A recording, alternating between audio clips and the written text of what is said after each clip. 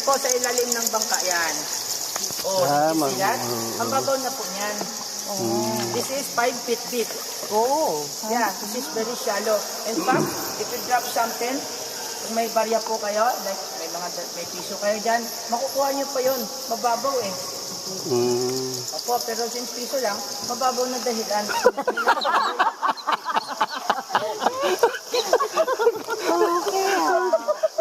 Baka 10, pwede pa yan. 10 pwede, ano? 10, tapos 10, no? 100 na yun.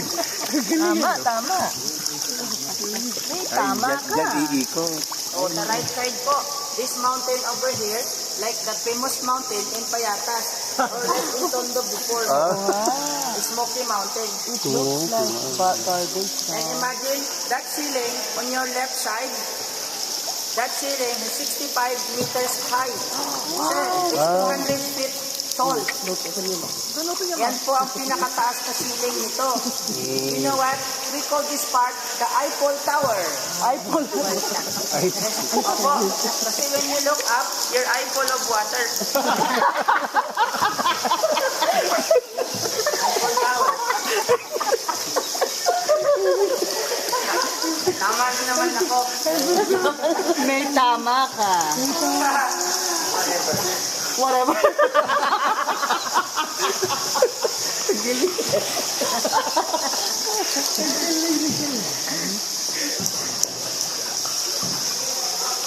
And now we are entering the highway. This is the last part of our tour.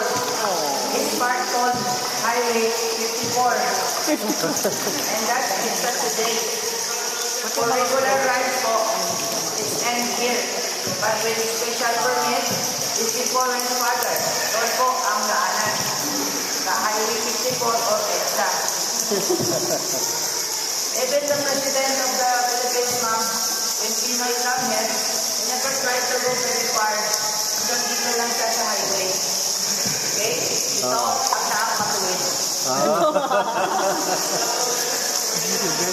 FYI, Wow, wait lang. ito ang nagsagwan sa Presidente. Ilaw lang. Ayaw Sa water. Sa water mo ilawan. Ayaw din ang ibang kasama mo. Kasi nakakapusul pag alam sa kayo.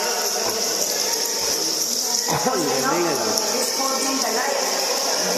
Paano ko utusan yung presidente ng Pilipinas? Saan makita? Nakakaya.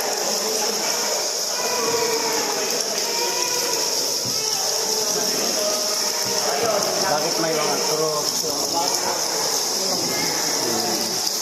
Yung markings ko na yan, ng mga process, ay ginawa ko ng mga tao dahil sa kanilang pamamili sa mga santo. Supernatural. But sir, it was long time ago. And nobody's taking care of this case. So then, people can do anything. Not just process, even your name po. You can put this name or your name on the wall. You know, just like those names. But look at this, 1937. It was March 18, 1937. When somebody went here, some lunatic. California. Nakalagay yun. Biglang may napapano. Lieutenant ng... Hindi ba yung lunatic? Eh, basta nakasulat. Parang may napano naman. 1737, natagal na po yun.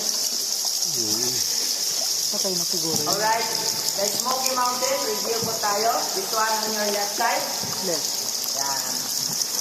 This is really a famous mountain in our country. Ang bundok ng basura.